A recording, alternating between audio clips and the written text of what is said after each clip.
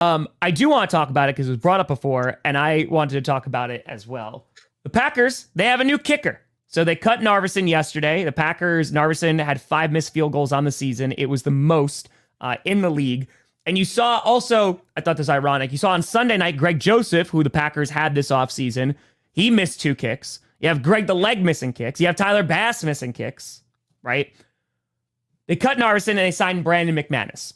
So I talked about this yesterday. I put out a little bit of a short. Obviously, longtime Denver Bronco. Perna, very familiar with him. Last time he was with the Jaguars, he went 30 for 37 for the full season. He went 11 of 13 from 40 to 49. He's been 11 13 from 40 to 49, where he's been super consistent. The 3 years before that, he was perfect from that range, went 35 for 35 on extra points. After 50 yards, he sucks. The controversy, though, and this is why there's a bit of shock from the Packers fandom that they actually signed him, is because he had a lawsuit against him for sexual assault. Now, Perna did a whole video about this, right? We'll talk about this. Now, the NFL dismissed this because they said that there was insufficient evidence. Correct. However, the victim's lawyers said that the NFL never spoke to them because there was they were anonymous.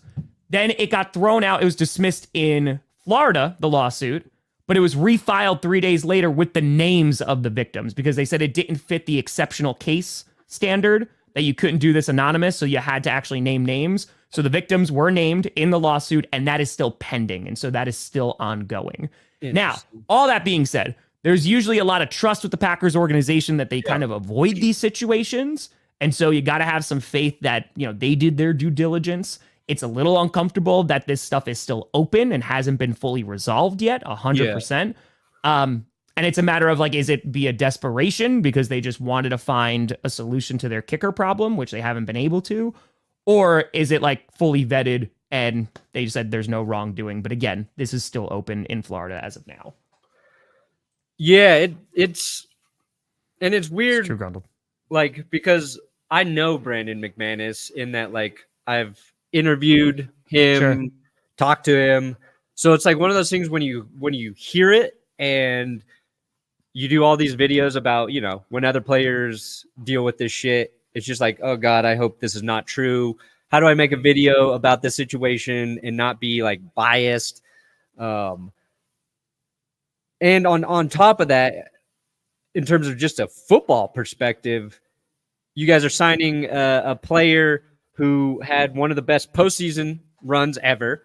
Sure. This is why the Broncos won Super Bowl 50. He was a huge reason. You don't get a shout out from Obama for being the only working part of the Broncos offense during a Super Bowl run unless you're doing something right. Mm-hmm. But over the last few years, in terms of kicking, he's been in that 85 to high 80%.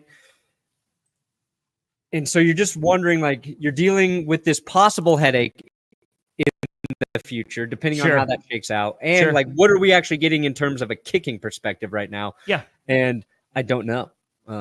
If you're giving makeable field goals, pretty good kicker. Yeah. Long field goal in a clutch situation, I don't know at this point in his career. For sure. That's fair. If it's a game winner against the Seahawks and it's a long one, probably not happening. Well, it's a matter of, Perna doesn't put them on the power rankings if they just had a bye week. Yeah, no power ranking, no rank for the Chiefs or the Vikings. Mm-hmm. Sorry. I want Brandon Aubrey. We should save him for Dallas 100%. Yeah, save him for but Dallas. So just from the kicking perspective, from 40 to 49, the guy last time played a full season, he missed 2, which is pretty good. Again, after 50, it's no bueno. But we had to have concerns every time there was a 40-yarder.